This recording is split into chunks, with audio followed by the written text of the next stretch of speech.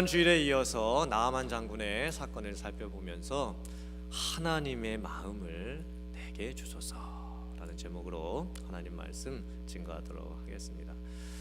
우리들이 인생을 살아가는 모습을 보면 다 바라고 원하는 것이 비슷한 것 같습니다. 행복하고 아프지 않고 좀 여유 있고 또 편하게 사는 것, 또 너무 피곤하고 일하다가 지치면 좀 여행도 좀 다니면서 쉴 수 있는 삶을 살아가는 것, 애들 잘 키우고 애들이 자기 인생 잘 살아갈 수 있도록 부모로서 뒷바라지 모자람이 없이 잘 해주면서 사는 것, 또 스트레스 안 받고 걱정 염려 없이 행복하게 살다가 나중에 이제 죽을 때 편안하게 이제 눈을 감으며 죽는 것. 아마 대부분이 이런 바람을 갖고 우리 인생을 살아가고 있을 겁니다. 네, 전도서 6장 3절 말씀에 이런 말씀이 있습니다. 현대어 성경의 번역인데요. 사람이 자녀를 100명이나 낳고 오랫동안 살았다고 하자. 그가 아무리 오래 살았다고 하더라도 그 재산으로 즐거움을 누리지도 못하고 죽은 다음에 제대로 묻히지도 못한다면 차라리 태어날 때 죽어서 나온 아기가 그 사람보다 더 낫다. 왠지 좀 마음이 뭉클하고 조금 무겁게 좀 느껴지는 말씀인 것 같습니다.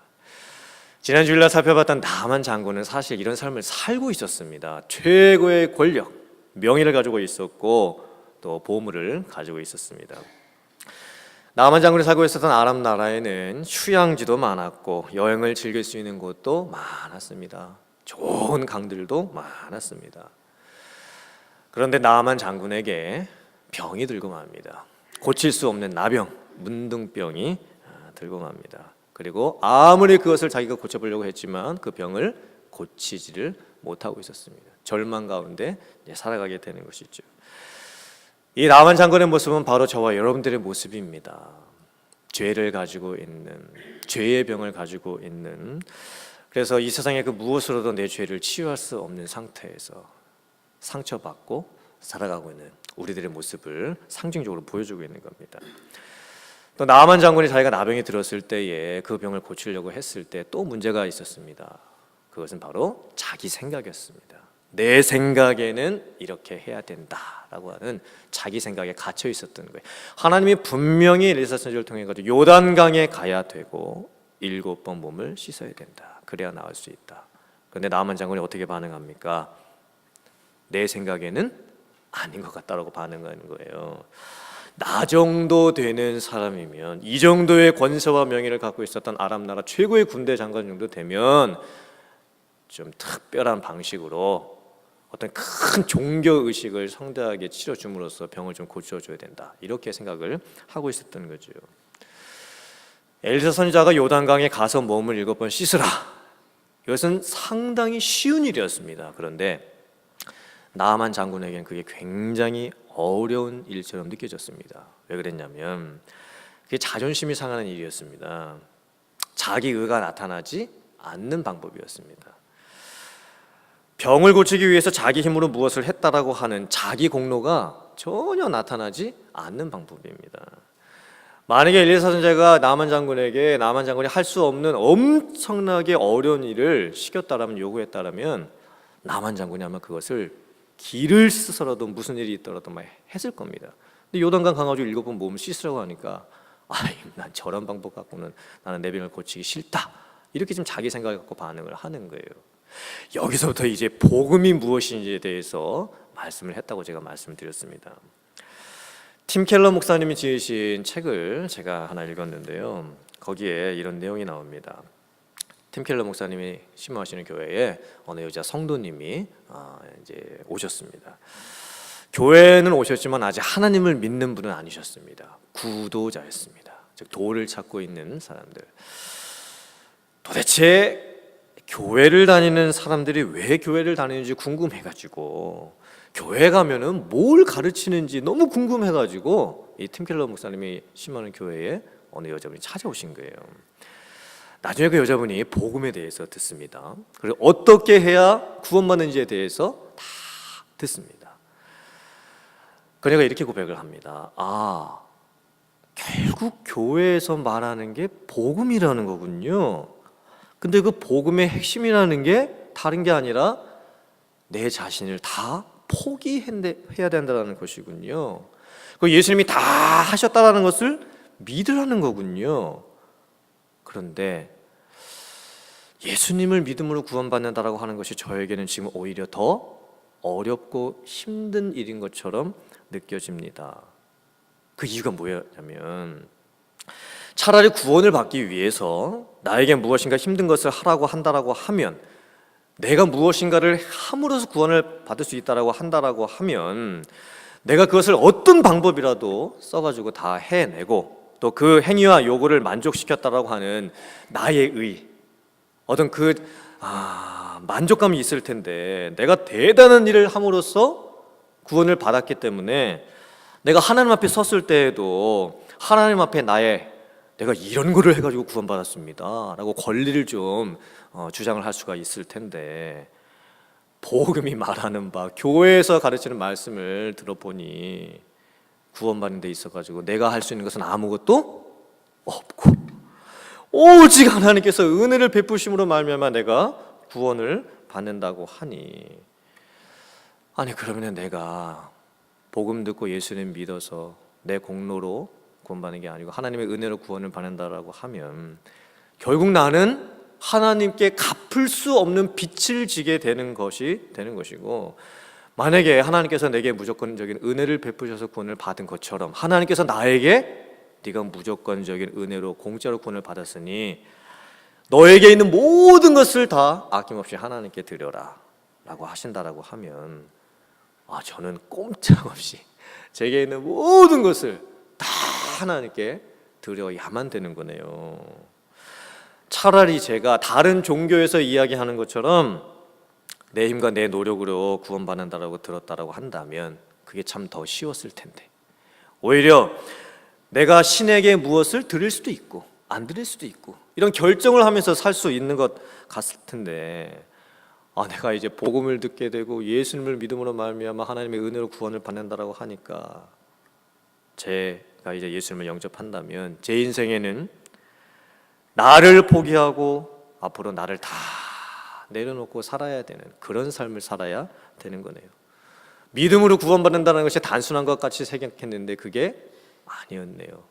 오히려 믿음으로 구원받는다는 게 나를 내려놔야 된다는 것, 그 부분에 걸리면서 이게 참 힘든 거네요.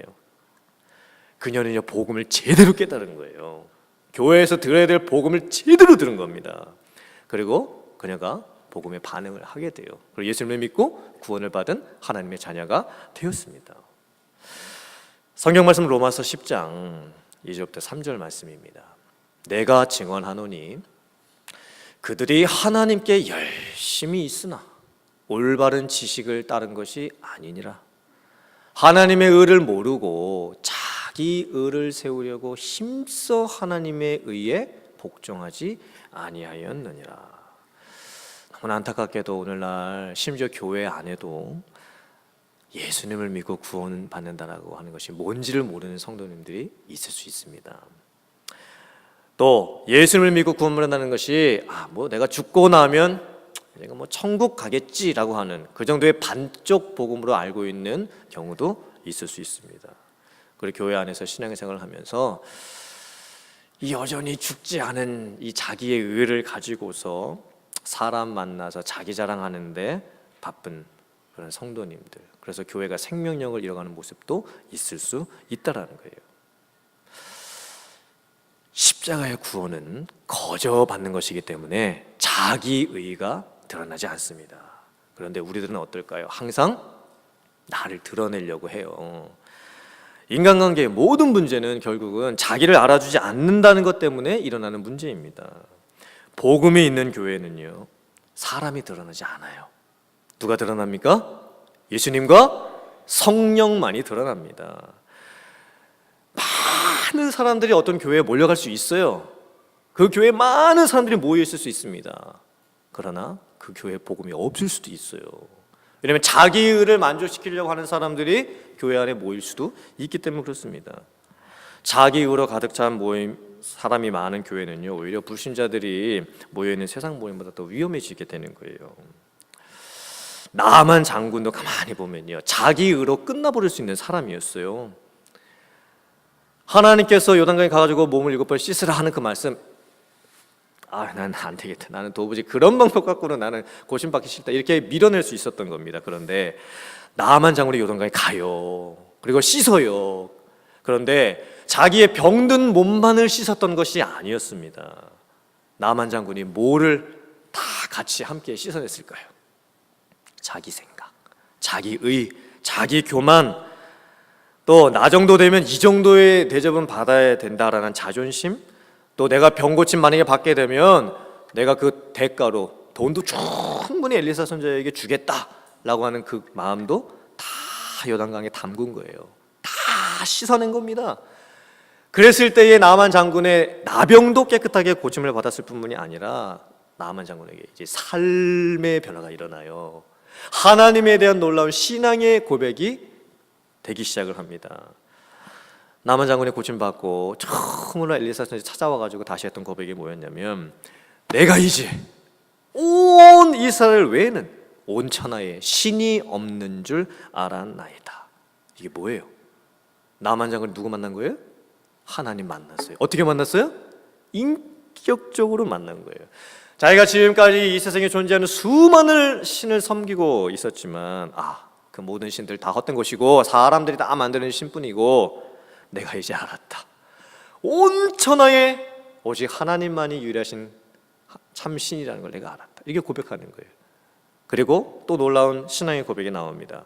열왕기하 5장 17절의 말씀입니다. 나만이 이르되, 그러면 청하건대 노새 2마리의 실을 흙을 당신의 종에게 주소서. 이제부터는 종이 번제물과 다른 희생 제사를 여호와 외에 다른 신에게는 드리지 아니하고.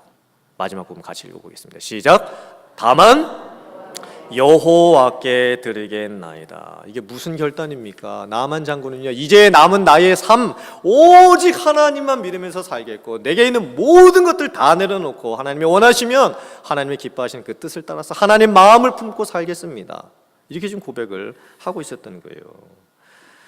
나만 장군의 인생에 새로운 인생 목적, 새로운 방향, 새로운 의미, 이게 결정이 되는 순간입니다. 나만 장군이 요단강에서 몸을 7번 씻으면서 이걸 깨달은 거예요. 나만 장군에게 있었던 옛날 성격, 옛날 자존심, 옛날 돌만 알았던 그런 삶, 그냥 잘 먹고 잘 사는 것이 목적이었던 그 모든 과거의 삶의 목적과 습관과 패턴들, 그게 요단강에서 다 씻겨진 거예요. 그리고 구원을 어떻게 받는 것인지에 대해서 깨닫게 됐습니다. 그렇구나. 내가 구원받음이 내 공로도 아니었고, 내 수고도 아니었고, 내 노력도 아니었구나, 내 지식도 아니었구나, 내 선행도 아니었구나. 이 죄를 무엇으로 다 씻어낼 수 있었겠는가? 오직 하나님의 은혜로 내가 구원받았구나.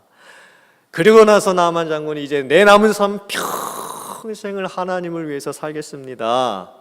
하나님을 인격적으로 만나면서 하나님께 고백을 해드리게 됐던 거예요. 제가 말씀을 묵상하면서 제 마음속에 찬양 하나가 계속 떠올랐습니다. 그 가사의 내용이 계속 묵상이 됐어요. 여러분 다 아시는 찬양이면 제가 불러볼 테니까 같이 불러주셔도 좋겠습니다. 은혜 아니면 나서지 못하네. 십자가의 그 사랑, 그 능력 아니면 나서지 못하네. 은혜 아니면 나서지 못하네.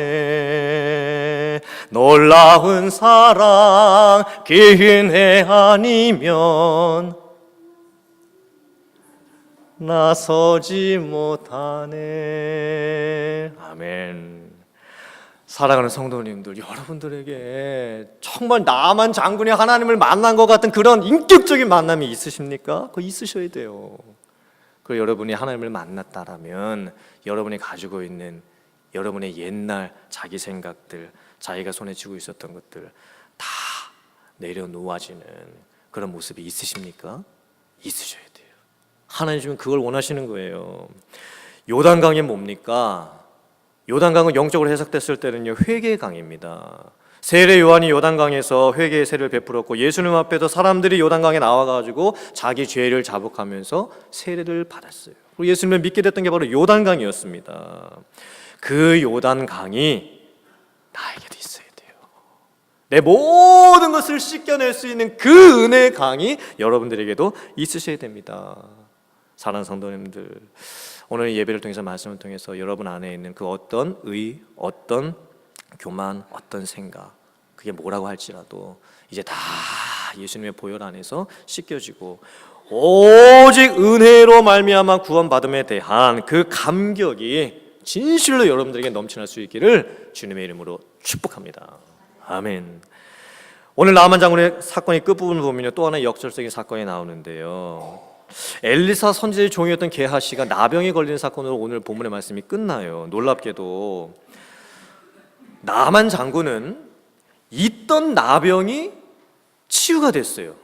근데 엘리사 선지자의 이 종이었던 게하시는요, 없던 나병이 들어버렸습니다. 오늘 이 나만 장군의 사건의 끝결론이 게하시가 나병이 드는 것으로 끝나는 것을 보면 이게 뭔가 또 다른 영적인 메시지가 있는 거예요. 그냥 은혜만이 아니라 이게 지금 우리에게 또 무슨 말씀을 하고 계시는 거지? 또 다른 하나님의 숨겨진 메시지가 있습니다. 오늘 본문의 말씀이 어떻게 진행이 되고 있냐면, 나만 장군이 이제 병이 낫지요. 너무 감사했어요. 그래서 엘리사 선지자 찾아와가지고 자기가 고국에서부터 가져왔던 그 보물을 선물로, 예물로 엘리사 선지자에게 줍니다. 근데 엘리사 선지자가 어떻게 합니까? 그것을 받지 않습니다. 받지 않습니다. 그래서 할 수 없이 나만 장군이 그 보물을 다시 가지고 자기 고국으로 이제 떠나고 있어요. 수레에다 싣고. 근데 그 상황에서 엘리사 선지자의 종이었던 게하시가 마음속에 물질에 대한 탐욕을 품습니다.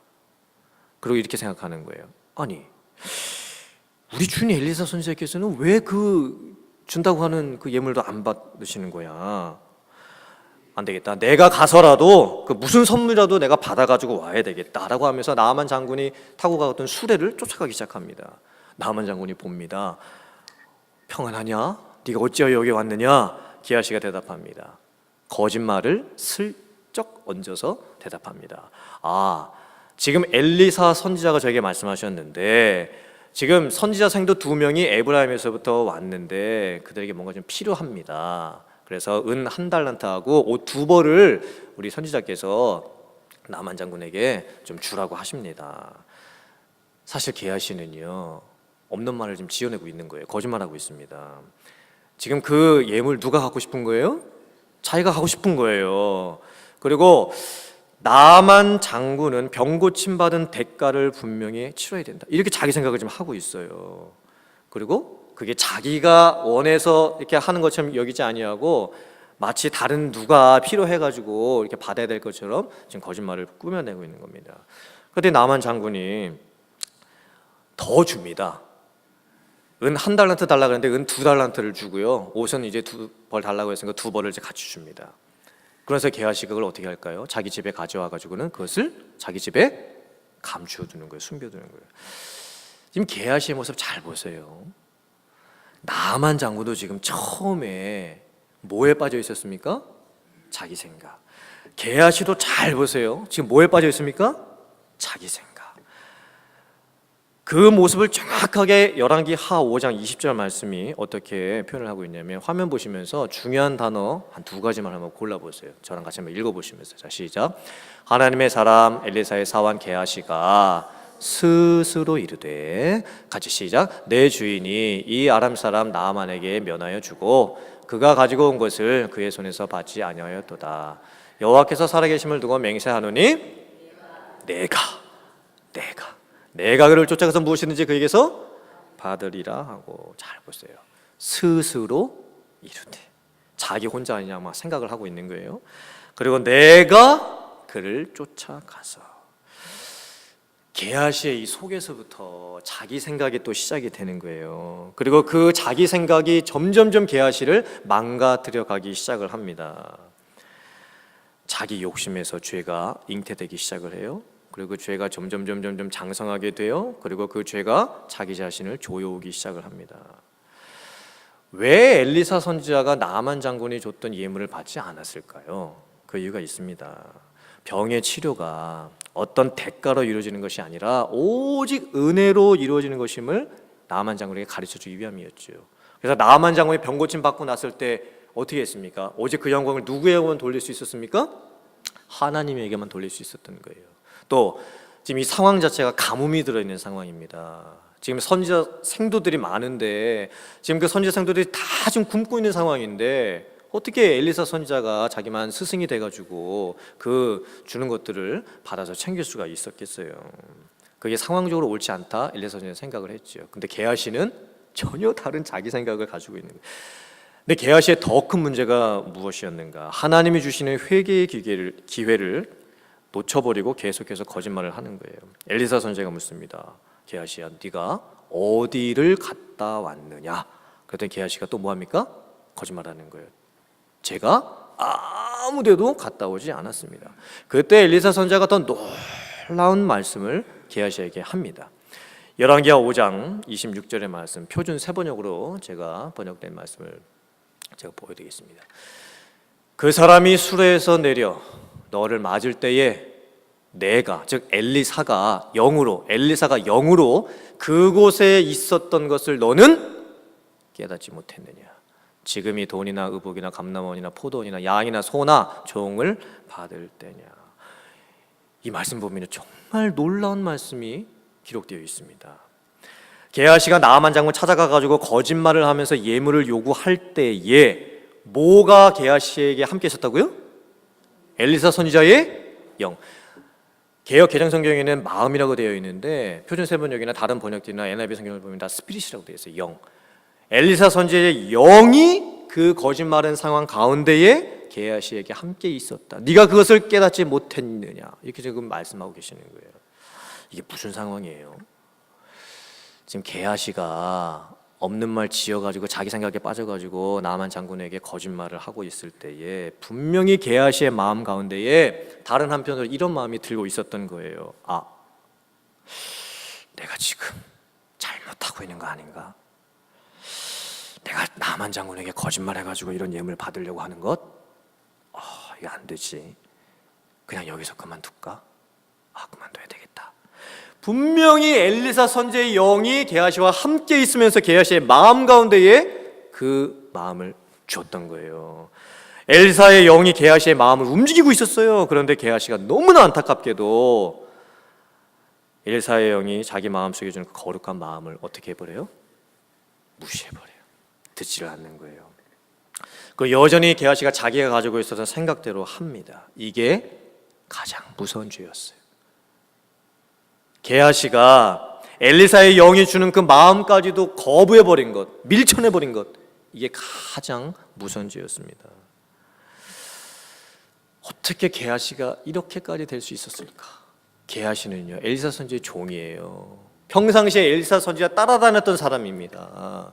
그런데도 불구하고 어떻게 죄가 잉태되기 시작하면서 물질에 대한 탐욕 빠지고 거짓말까지 하고 자기 욕심에 빠지고 나중에는 영적인 분별력까지 다 상실하고 끝까지 이제 남아있는 건 뭐밖에 없어요? 자기 생각밖에 없어요. 육적인 생각밖에 없는 거예요. 어떻게 이렇게 안타까운 일이 벌어지고 말았을까? 그런데 가만히 생각을 해보면 지금 이 말씀을 보고 있고 설교를 듣고 있는 우리들의 마음속에 이런 마음이 듭니다. 가만히 보니 나에게도 게하시아 같은 하나님이 성령을 통해서 분명히 나에게 말씀해 주시는 것이 있음에도 불구하고 결국에는 나도 내 생각대로 하게 되는 경우가 얼마나 많이 있었는가.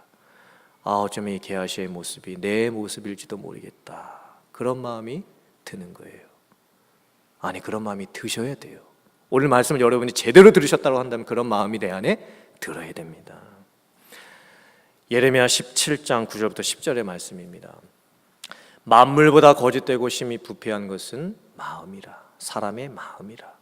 누가 능히 이를 알리오마는 나 여호와는 심장을 살피며 폐부를 시험하고 각각 그의 행위와 그의 행실대로 보응하나니.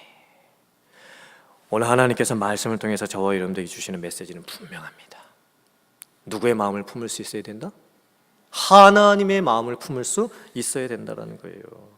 내 생각을 어떻게 내려놓을 수 있을까? 성령이 주시는 마음을 품을 때 가능하다 말씀하고 계시는 거예요. 성령께서 내 마음에 주시는 하나님의 마음을 품을 수 있어야 돼요. 우리의 영이 깨끗해야 합니다. 우리의 마음이 맑아야 합니다. 하나님의 마음을 품을 수 있어야 되는 거예요.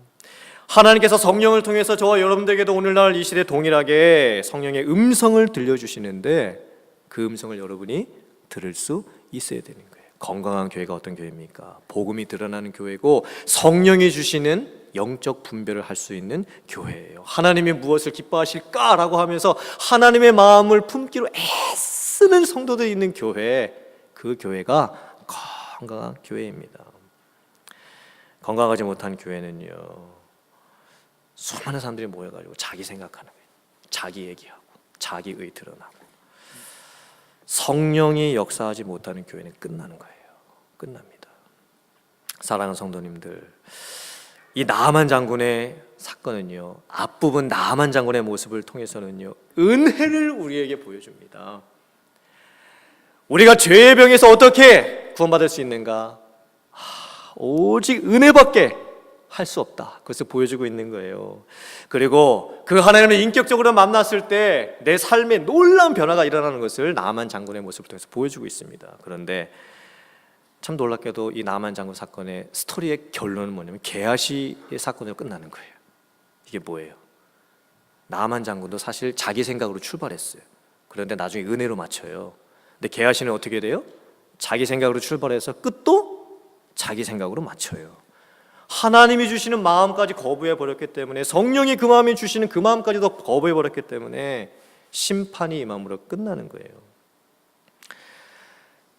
이제 여러분들의 목만 남았습니다. 나는 나만이 될 것이냐, 아니면 게하시가 될 것이냐. 이제 여러분들의 몫으로 남은 거예요. 사랑하는 성도님들, 오늘 주신 말씀의 은혜를 여러분들이 마음속에 잘 간직하시고 나아만 장군처럼 자기 생각 내려놓고 복음 안에서 하나님 말씀 품고 살아갈 수 있는 여러분들 다 되실 수 있기를 주님의 이름으로 축복합니다. 그리고 성령이 여러분 안에 계시고 그 성령께서 주시는 마음을 따라 살면서 영이 맑고 깨끗해서 영적 분별을 할 수 있는 그러한 참 성도들, 하나님의 은혜와 회복을 경험하면서 살아가실 수 있는 진짜 성도들 다 되실 수 있기를 주님의 이름으로 축복합니다. 아멘.